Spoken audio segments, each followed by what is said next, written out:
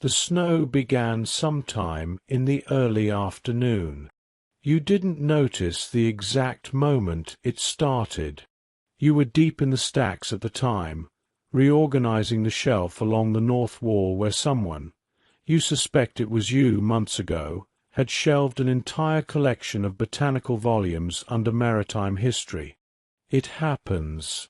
The library has a way of rearranging itself to suit its own logic, and sometimes that logic is difficult to follow.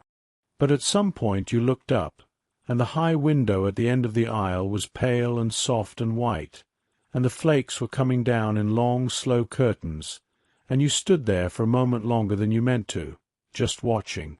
That was hours ago now. The light has changed since then.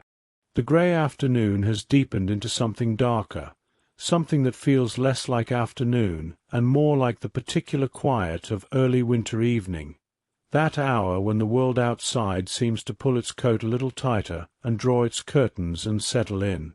The snow is still falling. You can hear it, almost, in the way the library has gone quieter than usual. Sound carries differently when the ground is soft with white. The afternoon visitors left in the mid-afternoon lull, one by one, as people do when the weather turns. Old Mr. Aldous, with his naturalist texts.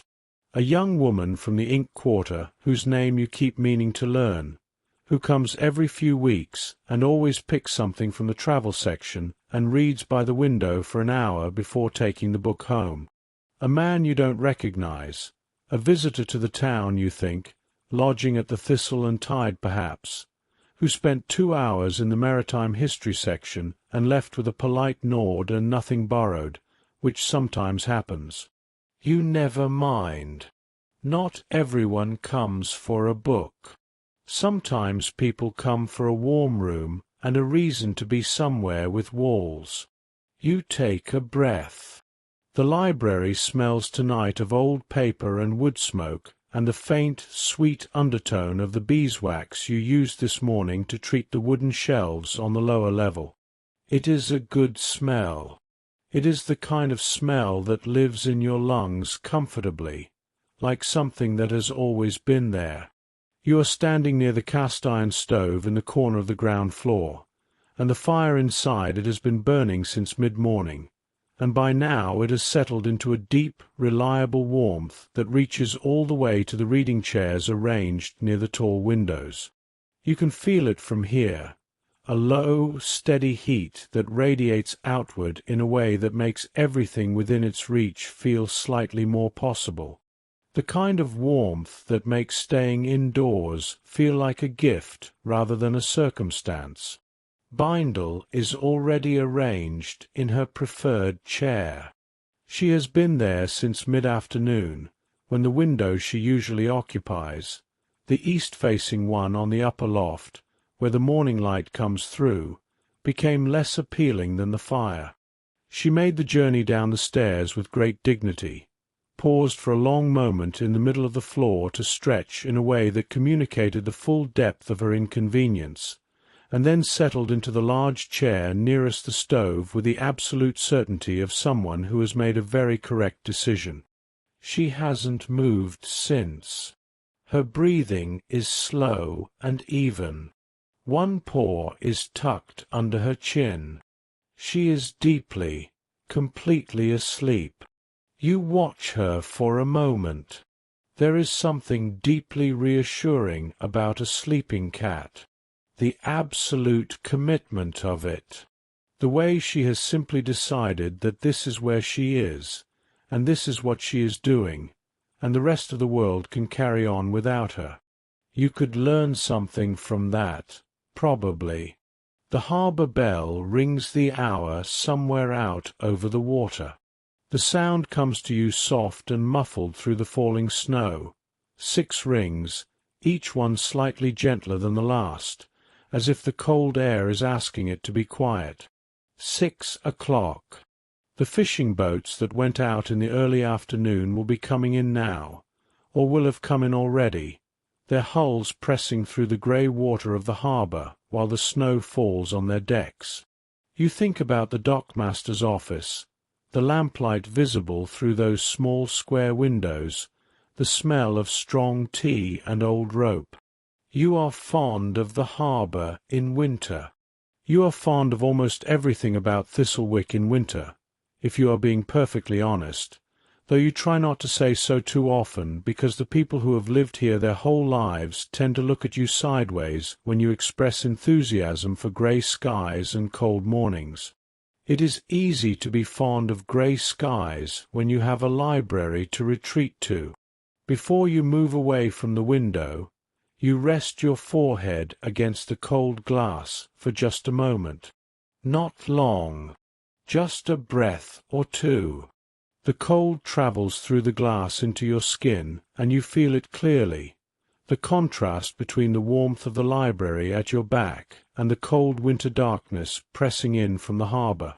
It is a useful reminder, the kind of reminder that winter gives freely and without drama.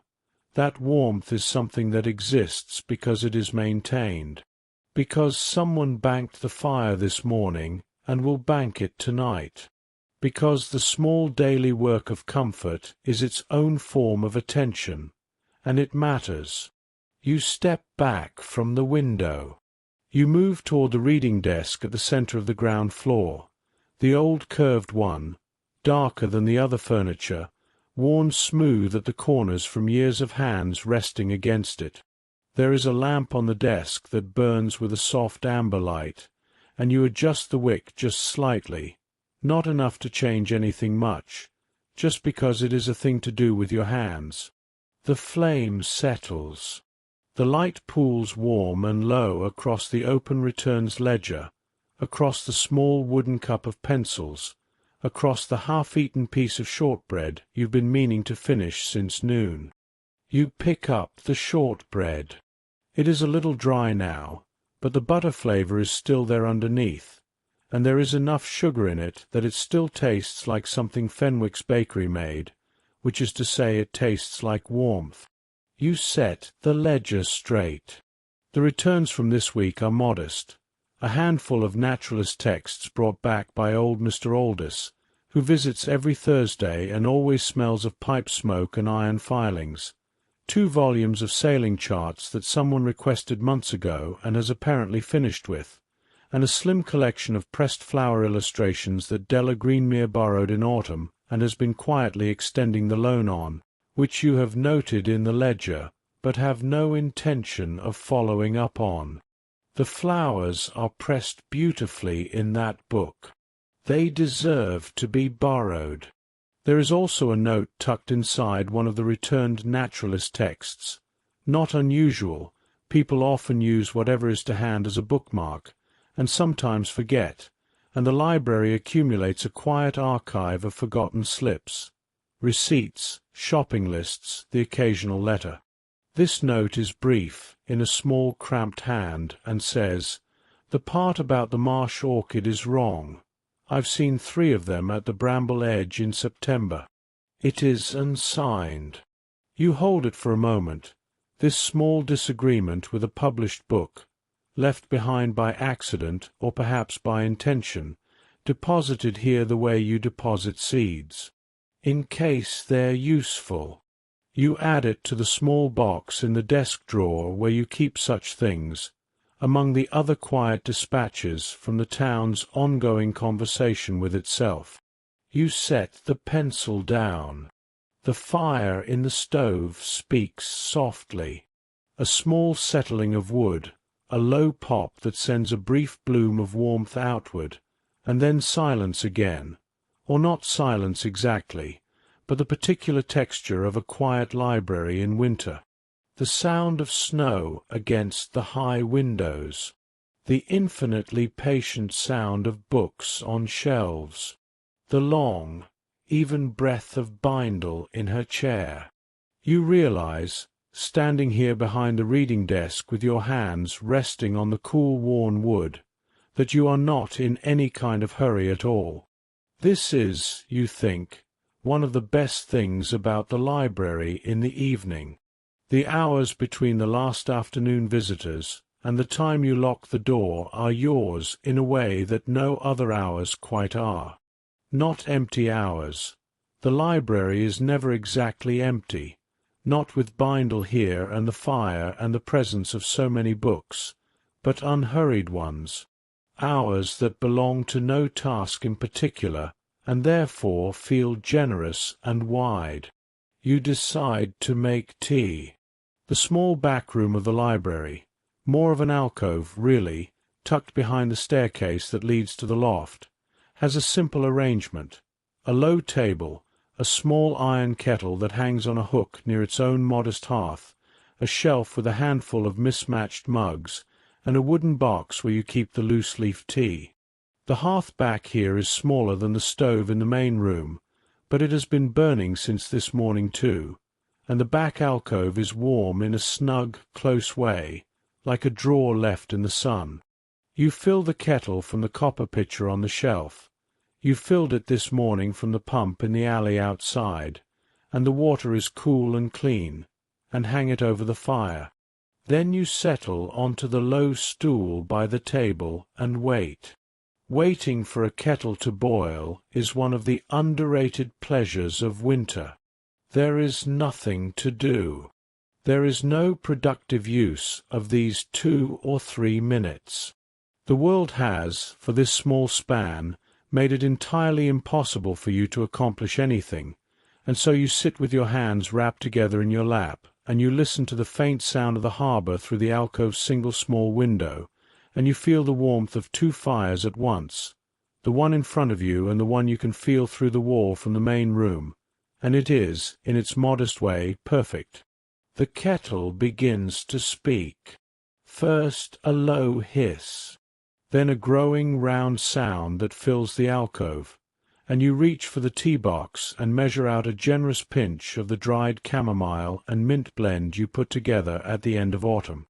The smell of it rises as the hot water meets the leaves, green and a little sweet, soft around the edges. You breathe it in. You pour your tea into the tall mug with the small chip on the rim. It is your favorite mug, and you have no intention of replacing it. You carry it back to the reading desk, cradling the warmth in both hands, and you stand for a moment looking out the tall front windows at the harbour. The snow is falling on the water now. You can see it where the dock lamps throw their circles of light, fat, soft flakes catching the amber glow before disappearing into the dark water below. The boats at their moorings are beginning to wear thin white caps on their bows. The alley that runs alongside the library is unmarked, not a single footprint in the fresh snow. Everyone is inside. Everyone is, presumably, as warm as you are. You sip your tea. It is exactly the right temperature. You spend the next half-hour in the loft. The loft is your favorite part of the library, and you have never been entirely sure why. It is smaller than the ground floor, with lower ceilings and a narrower set of shelves, and the windows up here are the ones closest to the harbour, so the sound of the water comes through most clearly. There are 3 mismatched armchairs arranged in a loose cluster near the windows, and a low table between them, and a reading lamp that takes a particular kind of oil and sometimes flickers for reasons you have never successfully diagnosed. But it does not feel neglected up here. It feels specific, private in the way that high places often are. The shelves in the loft hold the older books, the ones that have been in the collection long enough to have developed personalities. A massive, leather-bound compendium of Thistlewick's tidal records, going back more generations than anyone finds useful, but that you find oddly comforting to hold. A shelf of handwritten journals, donated, not catalogued for borrowing, from a succession of harbour pilots whose observations about the bay's moods have a cumulative quality that reads almost like poetry. A small section of cookbooks so old their spines have lost their text, and you identify them now by a system of small paper tabs you added yourself 3 winters ago. You run a hand along the spines as you walk, not looking for anything, just reacquainting. There is a particular shelf near the east window where the books seem, somehow, more present than elsewhere. The head librarian before you, old Emmett Sarle, who retired to the cottage on Fenwick Lane 8 years ago and visits the library every spring to make sure you haven't moved anything, told you, when he handed you the keys, that this shelf opens to what it needs to. He said it matter-of-factly, the way one says something obvious. You didn't ask him what he meant at the time. You have come to understand it since. You don't touch that shelf tonight. You just glance at it as you pass, and it glances back, as much as a shelf can, and you move on. There is also a shelf here, nearer the staircase, that holds a row of very small books, no taller than your hand from palm to fingertip. They are of different origins, a handful in languages you can't read, some in old Thistlewick script, 2 or 3 that appear to be handmade, their pages sewn rather than bound. One was left by a sailor, according to Emmett's notes, in exchange for a warm room during a winter storm 20 years ago. He left it with the innkeeper of the Thistle and Tide, and said it belonged in the library. Emmett took this instruction at face value, which was how Emmett handled most things. The book itself appears to be a glossary of coastal terms in a language no one has identified. You have spent several pleasant afternoons attempting it and making little progress, which is, as you've come to understand, its own form of pleasure. You pull one of the handmade ones from the shelf and hold it for a moment. It is stitched with blue thread, and the pages inside are heavier than usual, and the writing is so small, and even it looks printed until you hold it close and see the tiny individual variations. Whoever made this was very patient. You have been reading it slowly over many months, and you think you are beginning to understand it, though you could not yet say what you are beginning to understand. You put it back carefully. You run one finger along the row of small spines as you turn, and they receive the gesture without comment, which is all you need. You settle into the armchair nearest the window with your tea and a small volume of coastal illustrations you've been working through since autumn, detailed ink drawings of the Saltmere coast with handwritten notes in the margins from the artist, a woman whose name appears only as T.M., and who seems to have had opinions about everything. She has annotated a drawing of the harbour at low tide with the observation that the light in the late afternoon in October is the colour of an apology. You have thought about this phrase many times. You find your page. You read. The snow falls outside the window. The illustration you're looking at now is the harbour mouth at Greyvale, not Thistlewick's harbour specifically, but a bay very like it, with the same protective curve of headland and the same way the water darkens near the mouth where the sea comes through. T.M. has written beside it, "This is the place where held and free are the same thing." You consider that for a while. The harbour at Thistlewick does have that quality, bounded, sheltered, but open to the sea beyond. You have heard sailors say that a good harbour doesn't hold you back, it holds you up. You think T.M.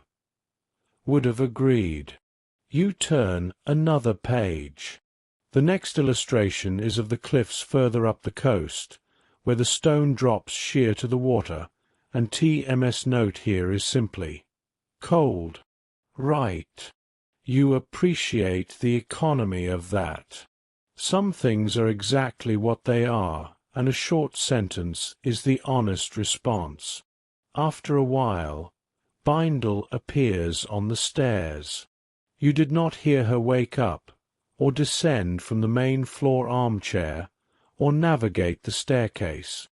She is simply here, standing at the top of the loft stairs with an expression that communicates nothing in particular.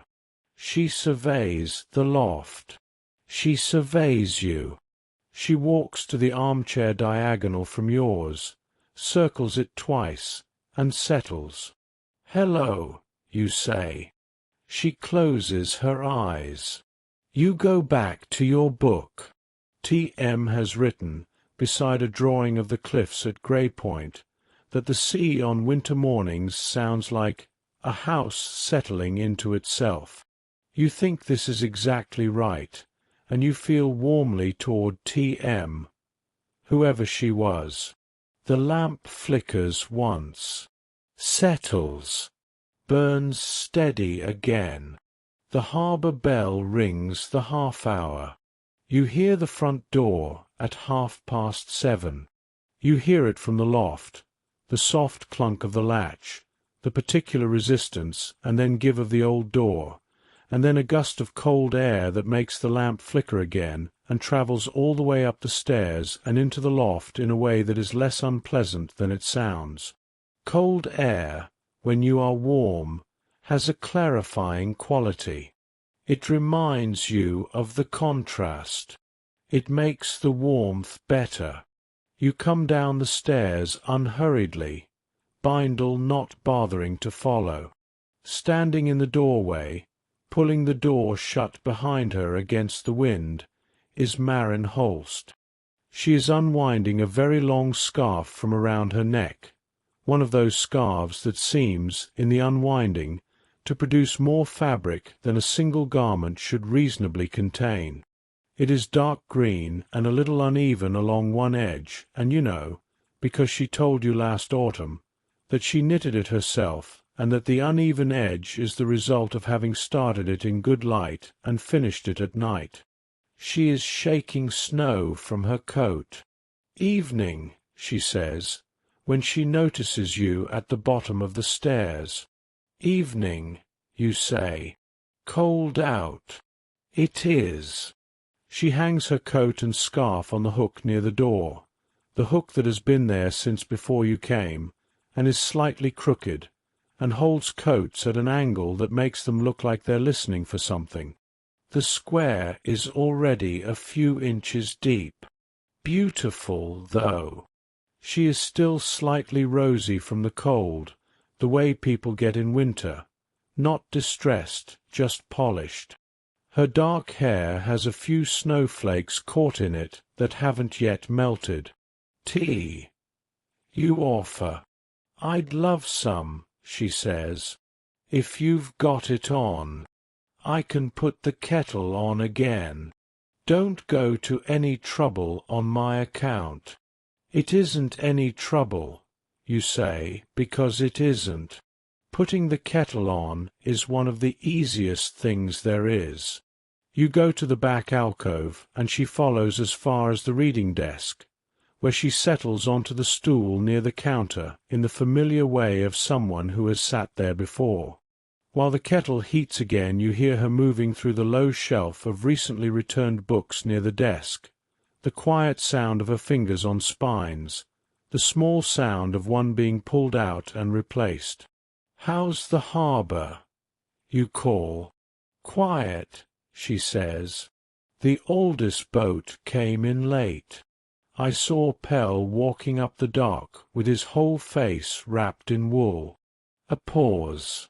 "The snow's coming heavier now, I think. I thought it might. Good night to be inside." It is. You hear her settle more fully onto the stool, and then the soft sound of a book being opened. You measure out the chamomile blend again. She's had it before and seemed to like it, and wait for the water. When you carry 2 mugs back into the main room, she has found a thin book with a soft blue cover that you think might be the collection of coastal poetry that came in last month as part of a donation from the Whitmore estate. She looks up when you set her mug on the corner of the desk nearest her. "Thank you," she says. "Anything interesting?" you ask, nodding at the book. She considers. It's poems about the water. Winter ones, mostly. She reads a line to herself, moving her lips slightly, then looks up. This one says the harbor in January sounds like someone thinking. You smile. Does it sound right to you? She tilts her head, considering this the way she considers most things, with genuine attention, not performance. More like someone remembering, she says finally. Thinking is too active. You lean against the desk with your own mug and look out the window.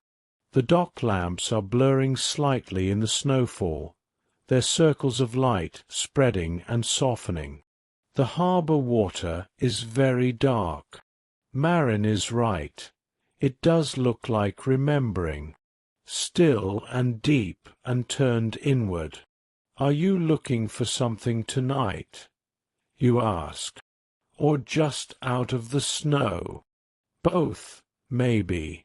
She wraps both hands around the mug the same way you do and looks into the steam for a moment.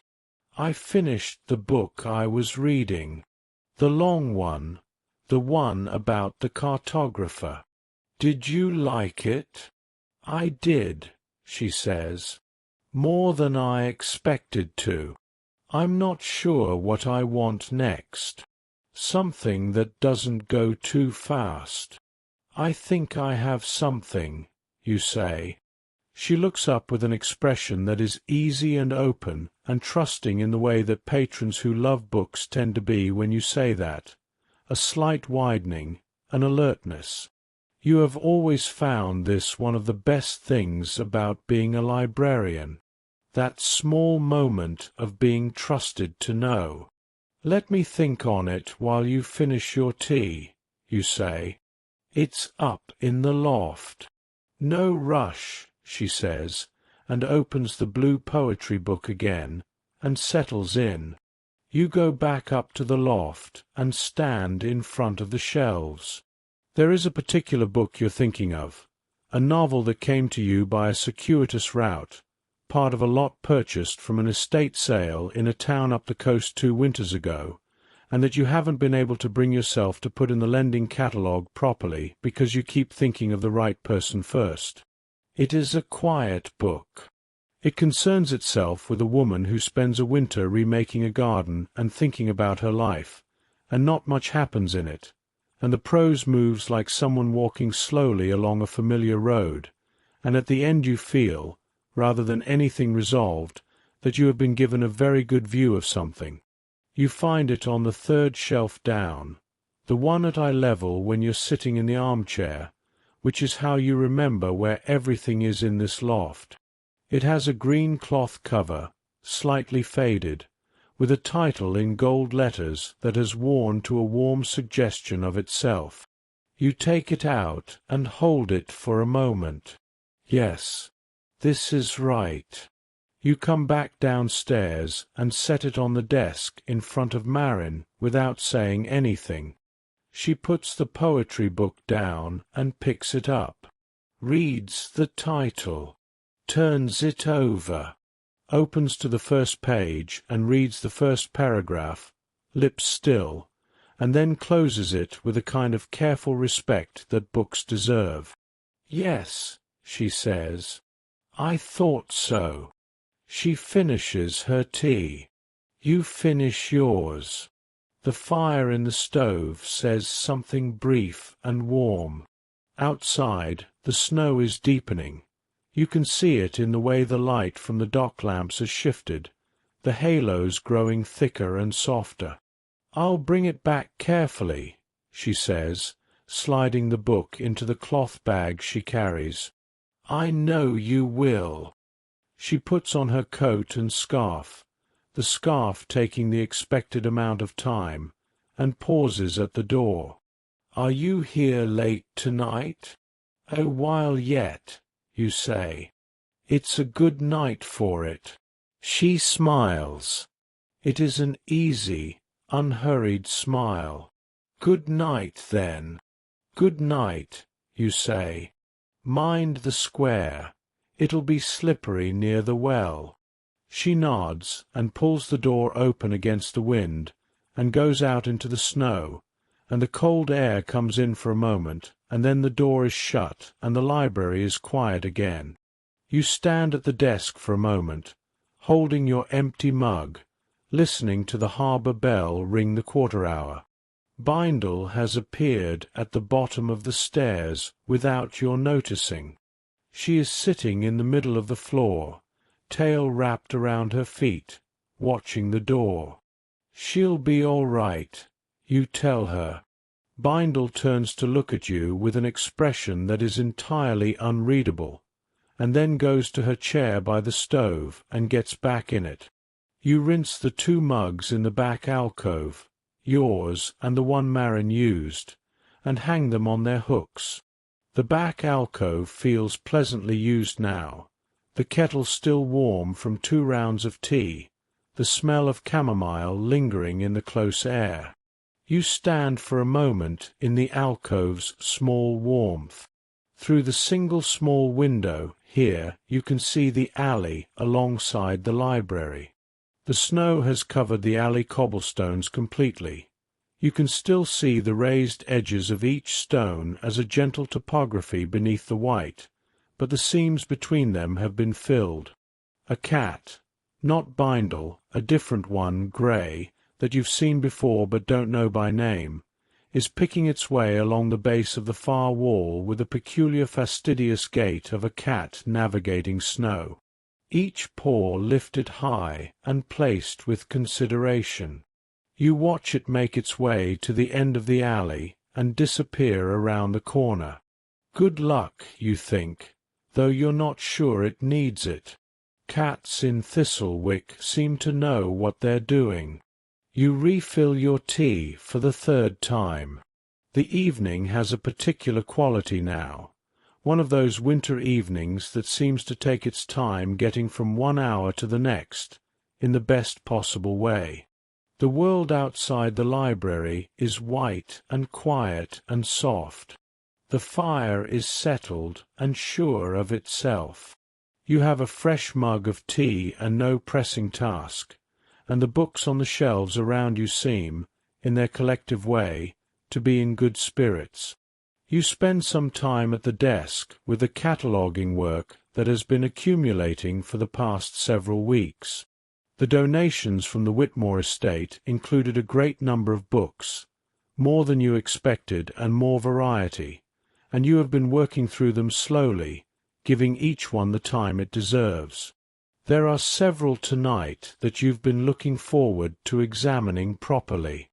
The first is a thick volume of illustrated maps of the Saltmere coast from several generations back. The cartography is beautiful, careful and detailed, the coastline rendered with a delicacy that feels almost affectionate, as if the person drawing it liked these shores very much. There are small notes in the margins here and there, in a different hand from the main text, pointing out features, a particular rock formation good for shelter, a cove where the fishing is reliable in autumn. Practical love, the kind of knowledge accumulated through returning. You hold it open on the desk and look at it for longer than cataloguing requires. Then there is a slim, hand-bound collection of receipts, old recipes, really, for tinctures and tonics and things that are in the general neighbourhood of what the potion shop on Sable Street makes, though the language here is older and the instructions more oblique. "A preparation for the tired spirit," reads one. "Take what grows at the edge of the path, where the garden ends and the unknown begins. The proportion matters less than the intention." You are not sure if this belongs in the medical section, the botanical section, or somewhere between, but you note it carefully in the ledger with a small asterisk that means interesting problem, to be thought about more. You work through a few more. A children's book with illustrations in soft ink, animals wearing small hats, engaged in the kinds of dignified domestic activities that children find funny and adults find quietly moving. A bound collection of letters between two correspondents whose relationship you cannot entirely pass. Friends, perhaps, or colleagues in some shared endeavor, whose writing has a warmth and ease that makes you feel you are intruding and makes you want to read on anyway. You stop yourself after 2 letters. Some things belong to their writers. There is a slim volume of essays by someone who spent many years studying the patterns of weather over the Saltmere coast. Not a scientific text exactly, more a meditation, written in a register that moves between data and something closer to feeling. He writes about the way low pressure arrives from the northwest with a particular quality of light that he says he can recognize from childhood. He writes about fog as a kind of mercy. You turn the pages slowly, reading fragments, and feel that this is a person who paid very careful attention to one stretch of the world for a very long time and came to love it in the way you love something you understand. You set it in the section you've been building, the slow and true section, and feel that it fits there exactly. One more, a small pamphlet, hand-printed, documenting the history of the harbour bell. Someone wrote this, you realize, a resident of Thistlewick, generations back, and took it to a printer and had copies made and presumably distributed them to whoever would take one. It has a certain earnestness that you find deeply endearing. It contains more information about the bell's construction and history than you will ever need, and several paragraphs about the bell ringer's family that are clearly included because the author liked them, not because they are strictly relevant. You read those paragraphs. The bell ringer, according to this account, had 4 children, a garden that was always slightly out of hand, and a habit of singing while he worked, which could be heard from across the square on still mornings. You set the pamphlet in the local history section and feel as though you have done someone a small kindness. The stove settles again. You look up. The snow outside is very thick now.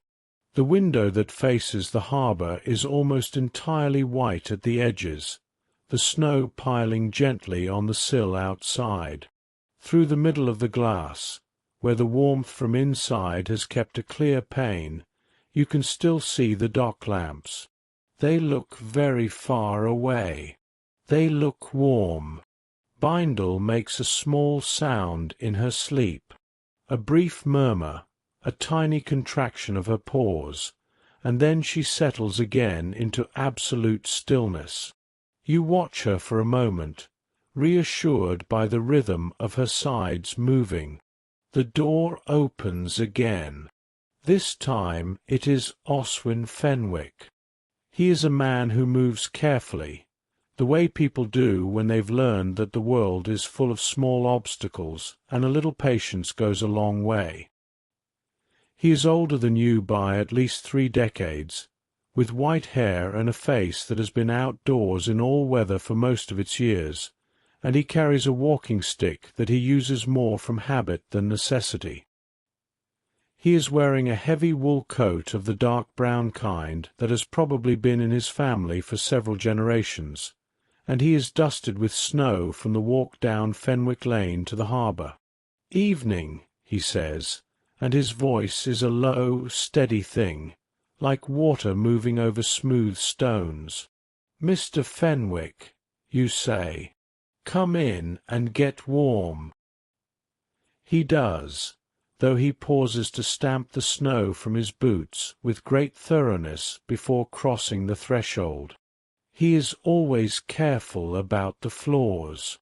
"Didn't expect to find you still open," he says, moving toward the stove and the warmth of it with the slow certainty of someone who has earned the right to move toward warmth without ceremony.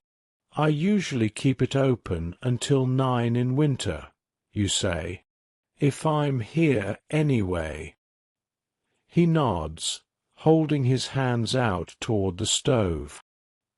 His hands are large and work-worn, the kind of hands that have built and mended and planted and cut through many years. "Bread delivery tomorrow," he says, "not quite to you, perhaps to the fire. My daughter's batch, not mine. My hands don't manage the colder mornings as well as they did. The autumn spice bread, you ask. Last of the season, yes. She's been holding a few loaves back." He turns to look at you with a small smile. "Save you one, please." He nods again. "This is settled." He lowers himself into the chair adjacent to Bindle's, the one that faces the stove, with a careful deliberateness that makes no concession to the fact that it takes a moment. When he is seated, he looks at Bindle. "Still here, then?" he says to her. Bindle opens one eye. It closes again. "She knows a good chair when she finds one," you say. "Don't we all?" He unfolds his hands on his knees and looks around the library with the expression of someone who has known this place for a very long time. You can tell, watching him, that he is not seeing only the library as it is now, the lamp on the desk, the donations spread out, the way the firelight falls across the floor. He is seeing something layered, the way old residents see all their towns, many versions of the same room, one transparent over the last. "You came for something?" you ask gently, settling onto the stool near the desk, close enough to talk, not so close as to crowd. He is quiet for a moment. Then, "My granddaughter, Wren. She's been having trouble sleeping. I'm sorry to hear that. She's 9. 9 is a strange age." He says this without distress, just as a fact about the world. She's been reading in bed, which I think is fine. I did the same, but she says she's finding it hard to find books that slow her mind down enough. Everything she likes is, he considers, full of running. You smile at this. Full of running. You know the kind. Things that go fast. She likes them very much during the day, but at night she wants something that goes slowly, something that settles, you say. "That's it," he says. "Settles." You stand up. You know exactly what you're looking for. There is a small section on the lower shelves of the main room, between the illustrated naturalist journals and the section of domestic histories, where you've been quietly accumulating books that belong to a particular category you think of as slow and true. They are not all children's books exactly, though some are, and they are not all quiet stories in the conventional sense. What they share is a quality of attention, the feeling, when you're reading them, that time is moving at the right pace, that nothing needs to go faster. You crouch in front of the shelf and consider. There is a book here, thin, with a cloth cover the color of new leaves, about a girl who tends a lighthouse with her grandmother for a long winter. The grandmother is the kind of fictional grandmother who is wise without being solemn, and the lighthouse is the kind of fictional lighthouse that has its own quiet personality, and what happens is mostly just the winter happening, and the lights coming on at dusk, and the sea moving the way the sea moves, and the girl learning the particular language of a life lived close to a single place. You read it yourself when it came in, one quiet afternoon, and you didn't want to put it down. Not because it was exciting, but because it was warm in the specific way that a lighthouse in winter should be. You pull it out. Hold it for a moment. "I think this might be right," you say, and bring it back to where Oswin is sitting. He takes it from you and looks at it with an attention that suggests he is not skimming but actually seeing. The cover, the weight of it, the way the pages feel when he opens to the first page and reads the first few lines to himself. After a moment he says, "Yes, I think she'll like this. It's gentle, but not empty. There's enough in it to follow." He nods slowly. That's the balance. He closes the book with care. Not so gentle that the mind wanders, but nothing that grabs. Exactly. He tucks the book into the inside pocket of his coat. It fits perfectly, as if the coat expected it, and settles back in the chair. He does not show any signs of being in a hurry to leave, and you don't feel any inclination to suggest it. Outside the snow is still falling. Inside the fire is burning. There is no pressure in this evening at all. "Emmett came through last week," he says after a while. "Emmett Sarl. He does every autumn," you say. "Makes sure I haven't changed anything." "Have you?"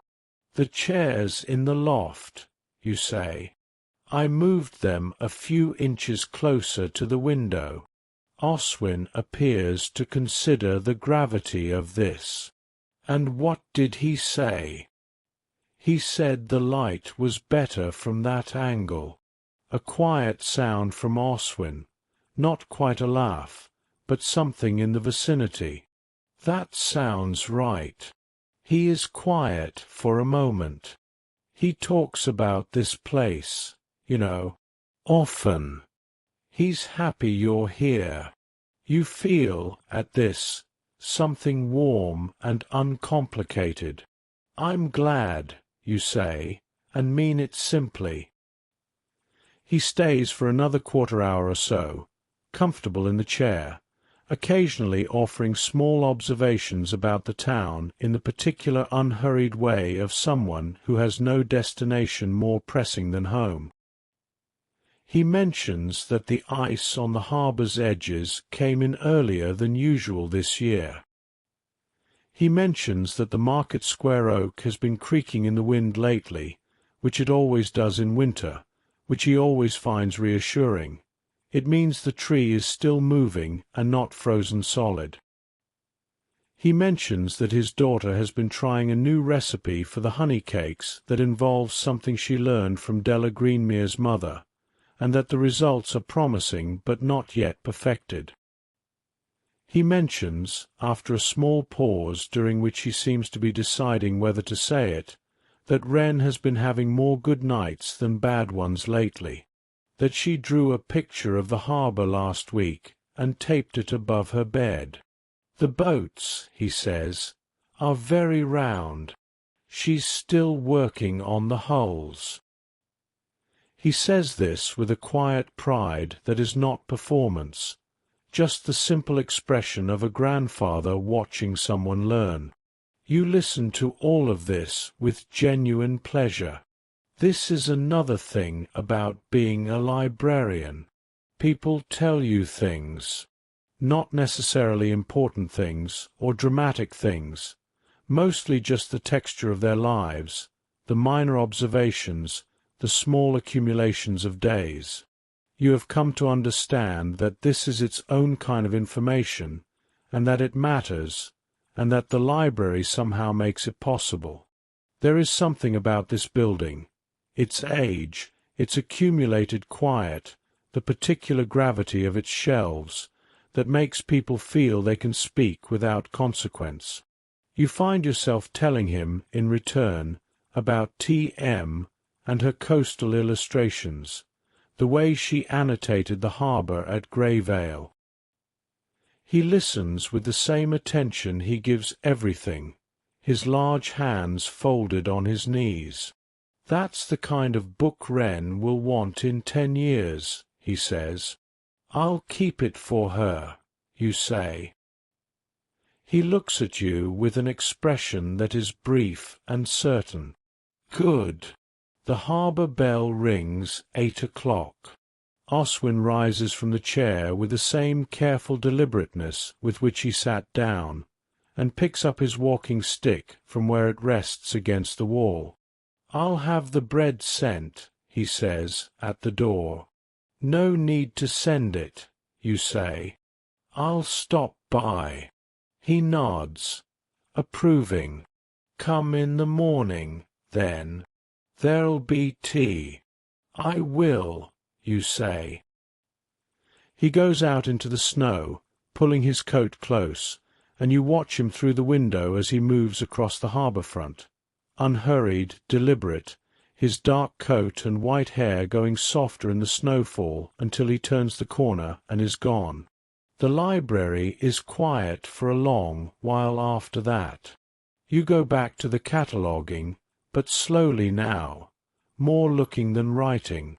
The fire has reached that late evening stage where it gives off its deepest warmth without requiring attention, and the snow outside has muffled the last sounds from the harbour, and there is nothing in the world right now that needs doing.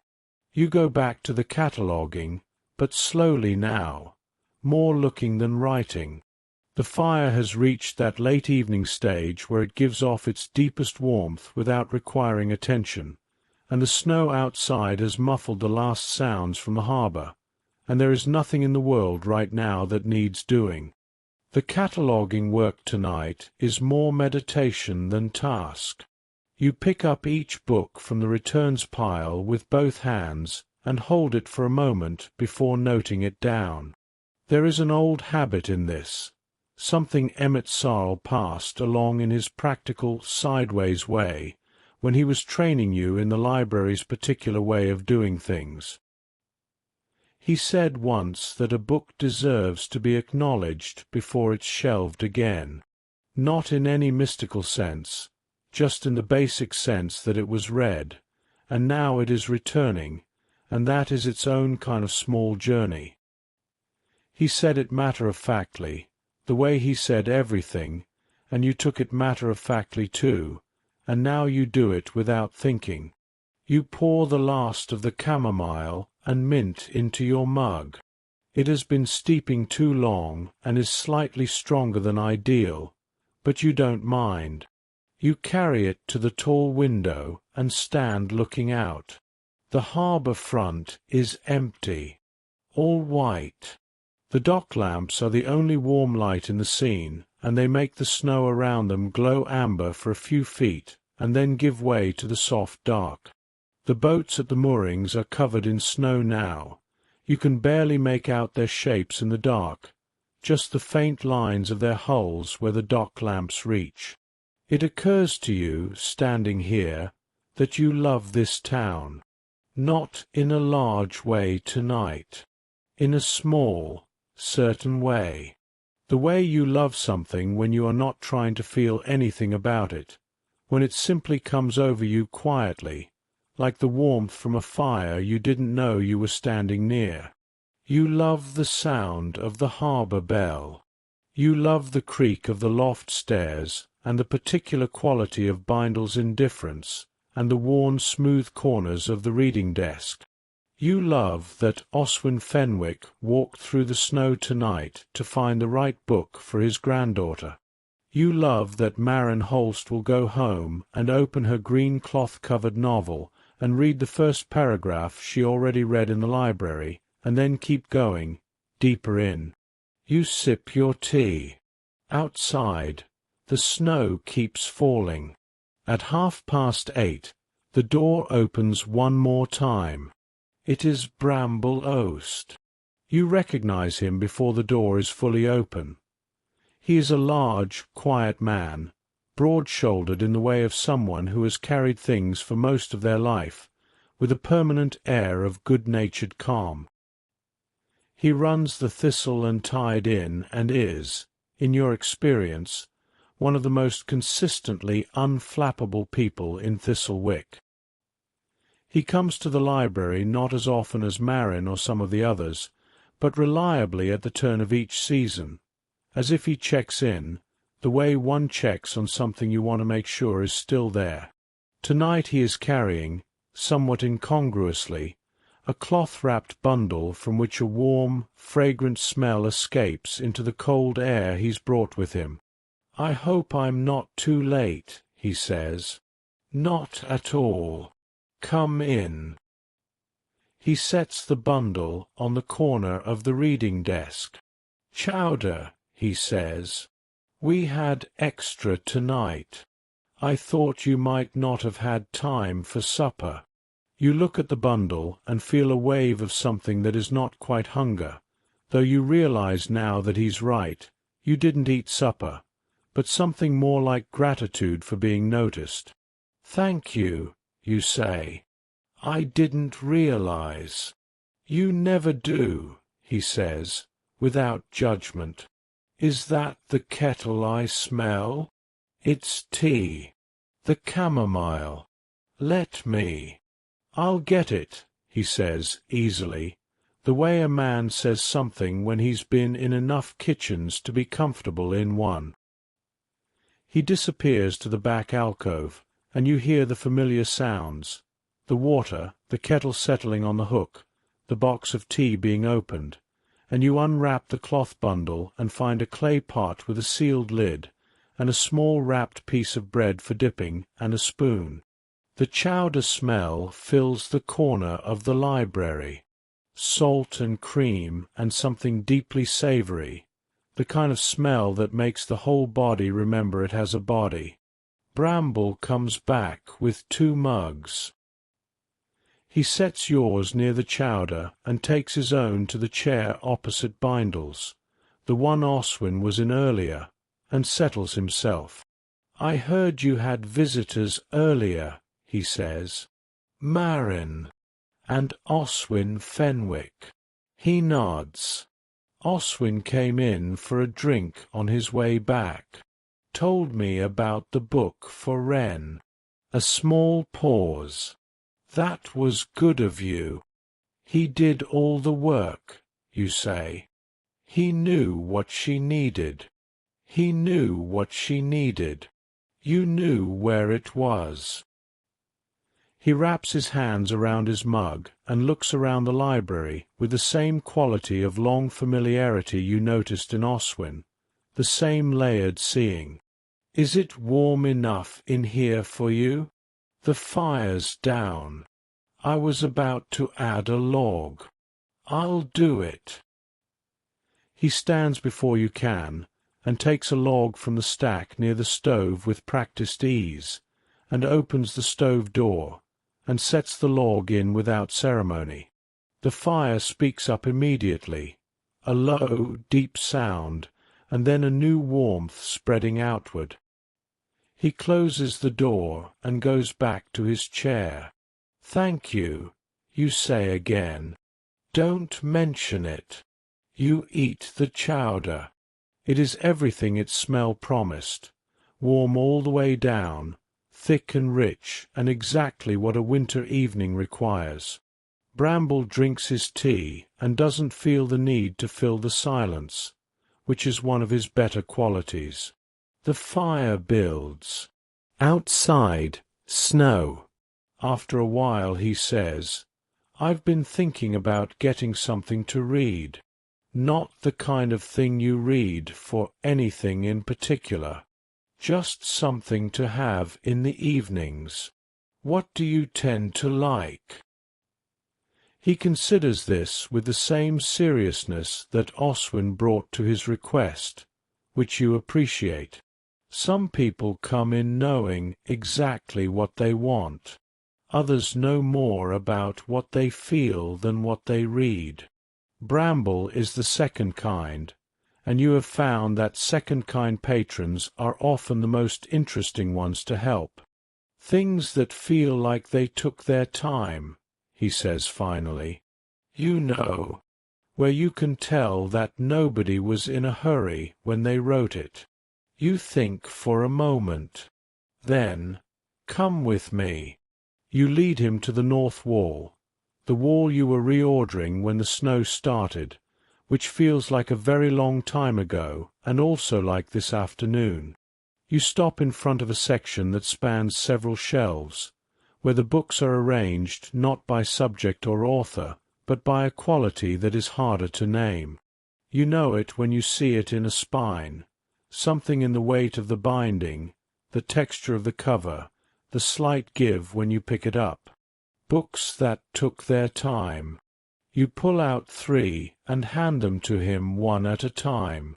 The first is a thick novel set in a coastal region not unlike this one, about a family of fishermen across 3 generations, written in a prose style that has the same rhythm as tides coming in and going out.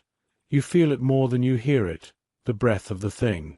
You've been saving it for the right person for almost a year.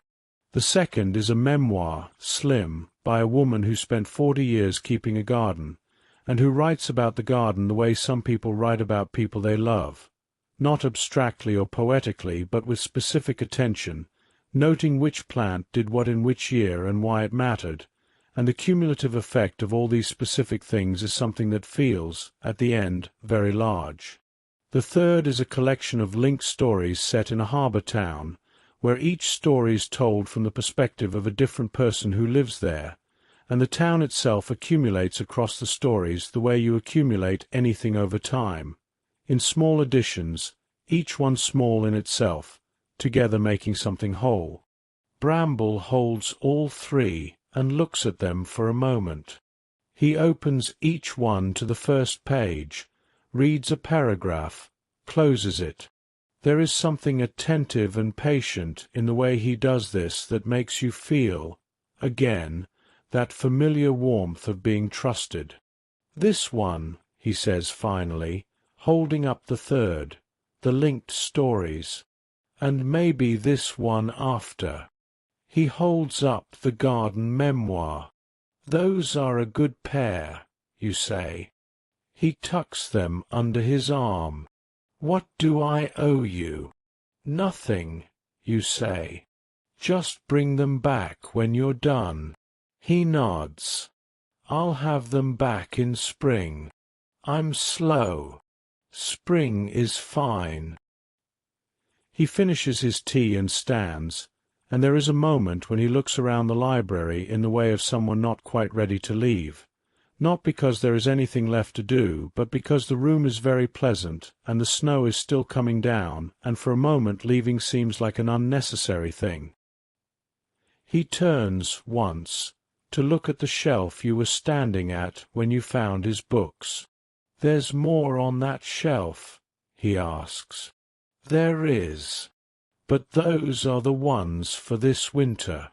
He considers this, nods. He accepts, in the way that all the best readers do, that the librarian knows the library better than the patron does, and that this is a good and natural arrangement. "And after spring? We'll see what you need then," you say. A small sound, not quite a laugh. "Fair enough." He picks up his coat and the empty chowder pot. "You'll lock up soon?" he asks at the door. "Another hour or so." "Good." He opens the door, and the cold comes in for its brief visit. "Night." "Good night," you say. "Tell Pell I said hello." He smiles, a slow, genuine smile, and goes out into the snow. And then it is just you. You and Bindle and the fire and the harbour bell and the snow still falling, falling on the harbour and the boats and the cobblestones of Market Square and the branches of the old oak and the rooftops of Fenwick Lane. You stand in the middle of the library for a moment, just being in it. The room has a different quality now, not emptier, exactly, but fuller in the particular way that spaces fill when the last person leaves. The warmth they brought in is still present. The places they sat retain a faint sense of having been sat in. The chair by the stove where Oswin was, and where Bramble was before him, has the look of a chair that has done its job well tonight. The counter where Marin sat still has the ring from her mug, which you will wipe in a moment, or will perhaps leave until morning. The library holds all of this the way it holds everything, quietly, without drama, simply as part of what it is. You pick up the cataloguing from the desk and set it aside, not finished, but finished enough for tonight. There are always more books to catalogue. That is one of the things you love about this job. The task never fully ends, and so there is never a point at which you have done everything and the only remaining item is going home. There is always something gentle left undone. It makes leaving feel like an intermission rather than a conclusion. You take your mug back to the alcove and rinse it at the small basin there, and hang it on the hook by the shelf. Then you come back into the main room and check the stove. The log Bramble put in is burning well and will hold for another hour at least, but you're thinking now about banking it down for the night. Not yet, but soon. You go upstairs one more time. The loft is dark except for the light coming up the stairs from below, and the faint, ambient glow of snow-reflected lamplight through the windows. You don't light the reading lamp. You just stand at the window and look out over the harbour. From here you can see more of the town, the roof lines on the harbour front with their new white caps, the smoke from chimneys that you can barely make out against the dark sky, one or two lit windows further up toward Fenwick Lane where people are still awake, probably reading or sitting by their own fires. The old oak in Market Square is just visible at the edge of your sight line, its crown dusted white, its shape familiar even in the dark and the snow. The harbour bell rings 9. One ring, clear and muffled and round with cold, travelling through the snow-thick air to reach you here in the library loft. You breathe out slowly. Everything is exactly where it should be. You come back downstairs slowly, trailing one hand along the banister. Old wood, smooth and cool under your fingertips, worn to a pale shine from so many people descending these stairs over so many years. You reach the bottom step and pause, the way you always do, to feel the library around you. Bindle has shifted in her sleep.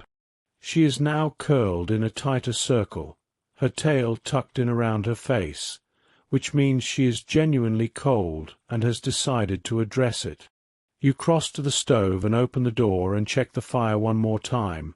It is burning steadily, the log well caught, and then you find the small folded blanket on the shelf below the coat rack, the one that lives there for Bindle specifically, and you drape it across the arm of her chair, and she does not wake, but after a moment she extends one paw and hooks it, and pulls a corner over herself with a motion so practised it seems unconscious. You have been meaning to mention to visitors that Bindle does this, but it seems wrong to describe it. It is better that they simply stay late enough to see it. You go to the desk and make the last entries in the returns and loans ledger. Marin Holst, The Green Cloth Novel, borrowed. Oswin Fenwick, The Lighthouse Winter Book, borrowed. Bramble Oast, The Linked Harbour Stories and the Garden Memoir, borrowed. You write their names in the narrow column with the steady satisfaction of recording something that actually happened. 3 people who came in out of the snow and found what they needed and carried it home with them through the dark. You close the ledger. You extinguish the lamp on the desk, and the room shifts to being lit only by the fire, dimmer but warmer in quality, the shadows softer and more present, the light that remains the amber of a late evening.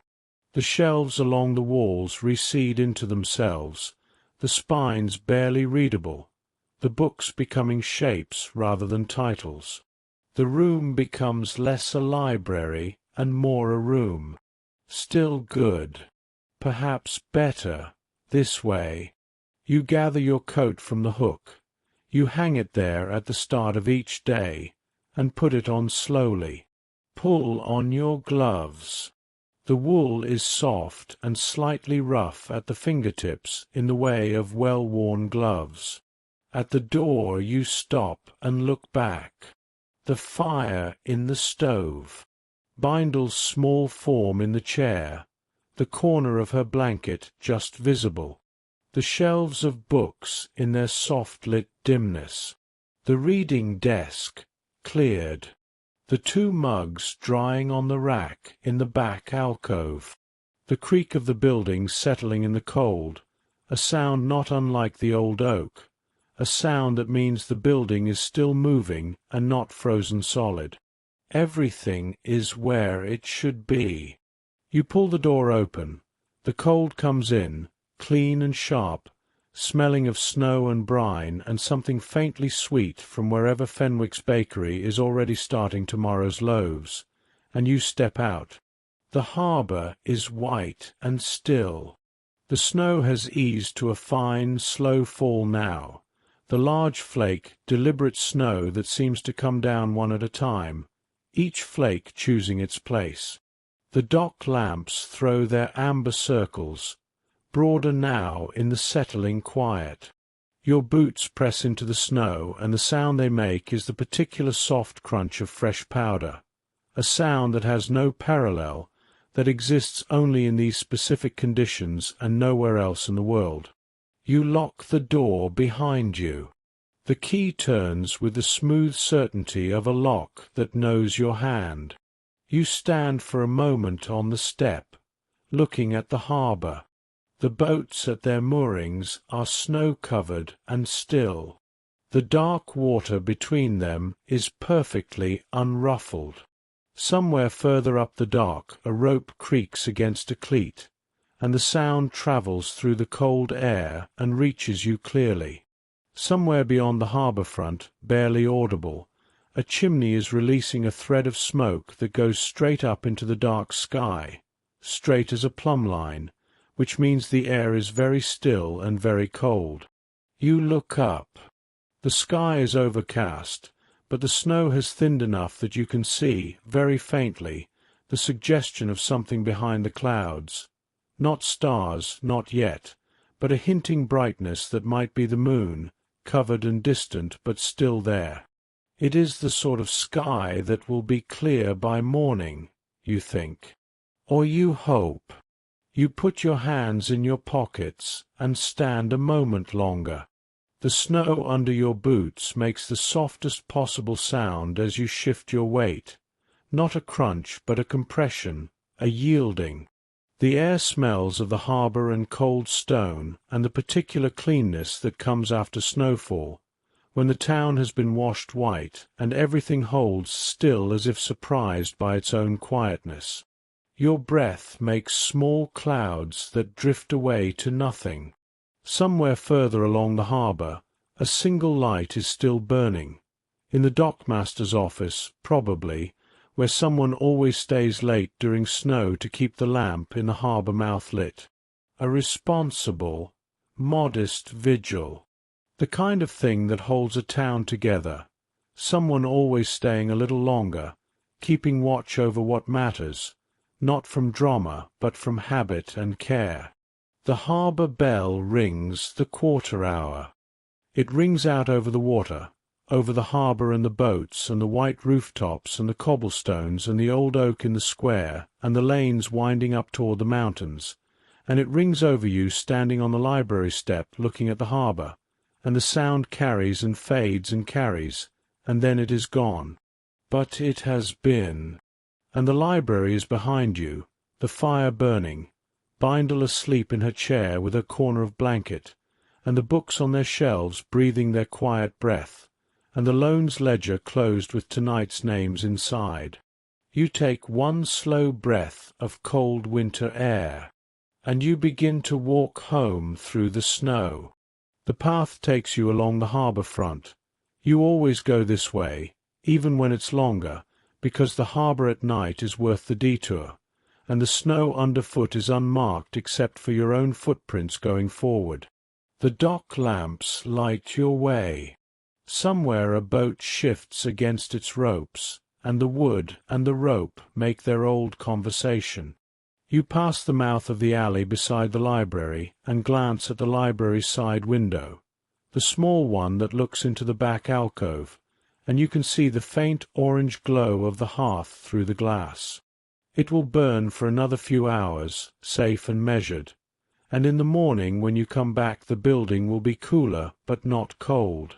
You pass the dockmaster's office, dark now, and the smell of rope and old salt. You pass the chandlery, its window full of stacked candles in their papers, white and cream and pale gold, waiting for tomorrow. You pass Cutter's Row, the bakery windows dark but the smell already there, faint, yeasty, the beginning of something.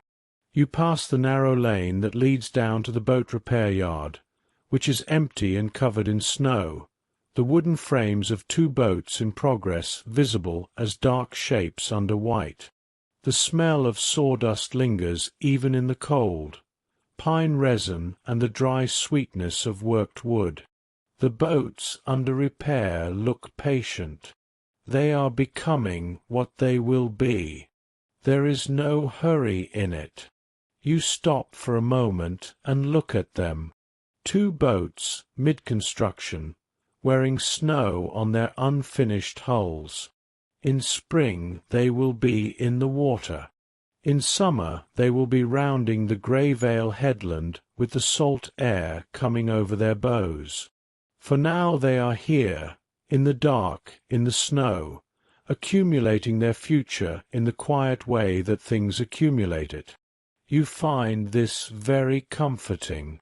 At the corner where the harbour front meets the lane that leads toward the square, you stop.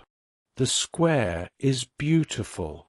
The snow has covered the cobblestones entirely. The old oak in the centre stands in white, its bark dark against the white of everything around it, its branches holding their loads. The stone well is a white mound. The storefronts around the square have their shutters closed, their lamp brackets holding small shelves of snow. The whole square has that quality of very late winter nights, complete, held, belonging entirely to itself with no one to see it. You stand at the edge of it for a moment. You are not going across the square tonight. Your way home leads around it, up the short hill toward the cluster of houses where yours is, behind the apothecary. But you stand here for a moment at the edge and look at the oak. The oak does not creak tonight. The air is too still for that. It just stands in the snow, in the lamplight from the far side of the square, in the quiet of a very late evening in Thistlewick in winter. It is very old. It has seen many more evenings than this. It will see many more after. You think, everything is fine, and then you walk home. Your house is warm. You banked the fire before you left this morning, and it has been doing its slow, patient work all day, and when you push open your front door and the warmth reaches you, it is deep and even and immediately welcoming. The warmth of a room that has been warm all day, that has saturated the walls and the furniture and the air itself. You hang your coat on the hook just inside the door.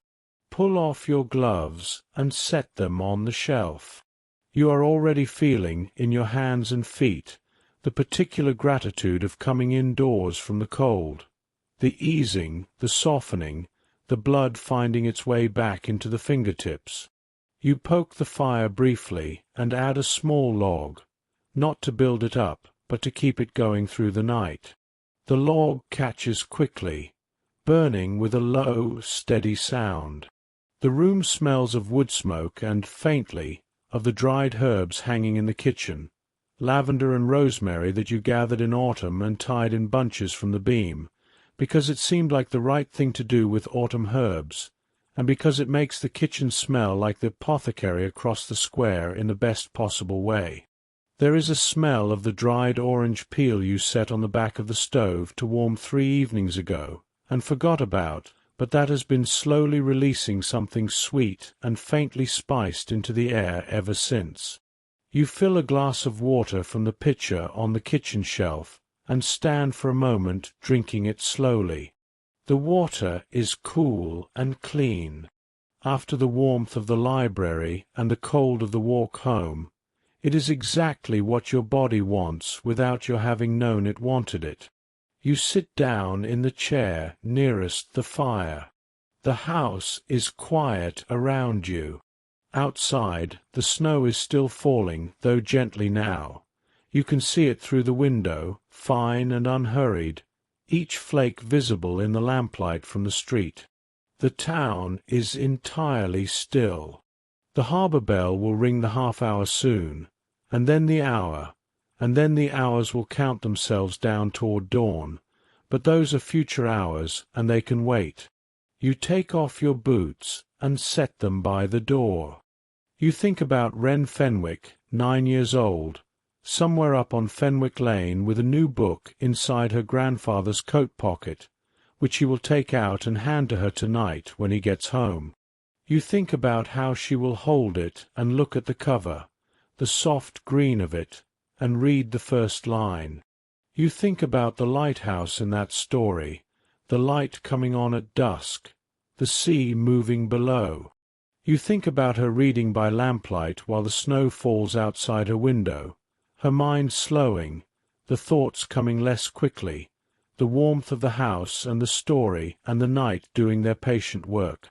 You think about Maren Holst at home with her green cloth novel, the one about the garden and the winter, curled in whatever chair is hers, reading slowly, not rushing. You think about Bramble Oast back at the Thistle and Tide, the inn settling into its late-night quiet, him perhaps opening the first pages of the linked harbour stories at the bar after the last guests have gone up to their rooms, reading one story slowly, turning the last page, thinking about the town in the story and the town he lives in, the way all good harbour stories make you think about real water. You close your eyes.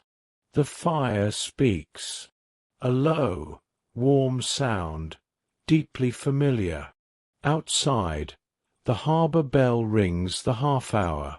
10 rings out soft and slow over the quiet town, over the snow-covered harbour and the still boats and the white square and the sleeping oak, over the library on the harbour front with Bindle asleep in her chair, and the fire in the stove, and the books on their shelves, and the loan ledger closed on tonight's names. The sound comes through the walls of your house in its muffled winter way, not sharp, not insistent, just present. Here, marking the half-hour, confirming that time is still passing in its reliable, unhurried way. You let out a long breath. The chair is the right kind of chair, the kind that holds you without effort on your part, that requires nothing of you at all. The fire is at the right distance, close enough to feel on your face and hands, not so close as to be too much. The room is the right temperature in the specific way that rooms are the right temperature when you have been cold and are now warm. The warmth is felt rather than neutral, registered and appreciated rather than simply present. You are aware of your feet, the weight of them, the way the cold that was in them on the walk home has been replaced by a spreading warmth. You are aware of your shoulders, settling downward in the chair, the slight ache in them from a day of reaching for high shelves and carrying stacks of books, which is the kind of ache that belongs to useful work and doesn't ask for anything, just quietly says, "You used this body today. You used it well." The fire pops, settles, the wood shifts. Your breathing has slowed without your asking it to. This is what warmth does, what a chair that fits does, what the end of a long day does, when the day was good. Outside, the snow is still falling. You can hear it in the way you can always hear it, not as a sound exactly, but as an absence of other sounds, a softening of the world's edges, a hush that has come over everything. The harbour, the streets, the rooftops, the old oak in the square, standing white and still in the dark. You think about the boats in the repair yard, wearing their new snow. You think about Wren Fenwick, somewhere up on Fenwick Lane, reading about a lighthouse in winter. The girl in that book climbing the stairs to light the lamp at dusk. The sea below, grey and moving. The grandmother's voice, low and certain, saying something wise without meaning to. You hope Wren reads slowly. You hope the book gives her the particular slow feeling that good books give at night, when the room is warm and the lamp is low, and there is nothing required of you but to follow the words. You think about the harbour bell, and the person who wrote that pamphlet about it, the earnest, affectionate person who wanted to record the bell ringers singing, the garden slightly out of hand, the 4 children. Some impulse in that writer understood that ordinary things deserve to be written down, that the small facts of a life lived in one place, attended to and noted and loved, add up to something. You hope that writer knew, when they held the finished pamphlet, that it would still be in a library generations later, tucked next to the local histories, being read by someone who found the paragraphs about the family the best part. The fire pops softly. The room has settled around you into its deepest warmth now, the warmth that comes late in the evening when the fire has been burning all day and the walls themselves have stored the heat, and the air is still and the light is low and nothing is asking anything of you. Your breathing has slowed. The weight of your hands in your lap. The soft presence of the room. Outside, snow and dark, and the harbour breathing its slow cold breath under the white sky. The boats at their moorings. The dock lamps burning. The harbour bell, waiting for the next hour. Thistlewick at night, in winter, at rest. You are part of it. You are exactly where you should be. The fire speaks once more, low and sure, and then is quiet. And so are you. You are warm. Everything in Thistlewick is where it should be. The snow is still falling, gently, one flake at a time, covering the world in something soft. You do not need to go anywhere. You do not need to do anything at all. The fire is burning. The bell has rung. You are home.